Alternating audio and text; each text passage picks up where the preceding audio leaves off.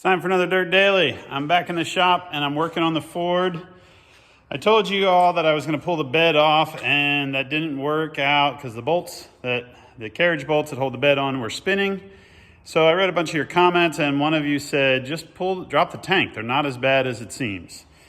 So today I got underneath this thing and I dropped the tank. I was really close to just pushing this thing out and like practically giving it away, horse trading it for some stuff. And I realized I'm not really sure that I want to trade it for something right now. I kind of just want to sell it. But I don't know. For now, I decided that before I do anything, I have to figure out this fuel pump issue and hopefully make it run. So today I got underneath there and I removed this part right here, not Batman, the skid plate. So the skid plate is held on with 6 bolts. 4 bolts down the frame rail that are 10mm bolts that go up into like these threaded clips, and amazingly they all came loose, no problem. I had sprayed them down with some PB Blaster and let them sit for a little bit and they backed right out. The 2 bolts on the inside of the skid plate, like right next to the drive shaft, are 10mm on the top and a 13mm nut. The one on the rear broke off, which was good because I was going to try and replace it anyways, and the one on the front was a bear. And the engineer that designed that front bolt to be up inside the bracket, up against the gas tank with no way to get to a socket to it, that engineer should get a sharp stick in the ear because that was a pain in the butt. I eventually got in there with this reciprocating saw, cut it off, and ground it off with a die grinder, and that skid plate fell out.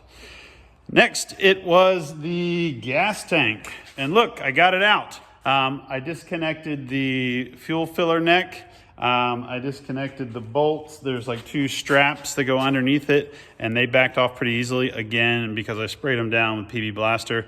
This West Coast truck, really not too bad for rust. Man, I would hate for this to be an East Coast F350 from '93. And be trying to get to these bolts. You would snap everyone off or just be cursing and cutting them off. So then I unplugged the sending unit. Here's the sending unit right here. Let me see if we can get a better light on it.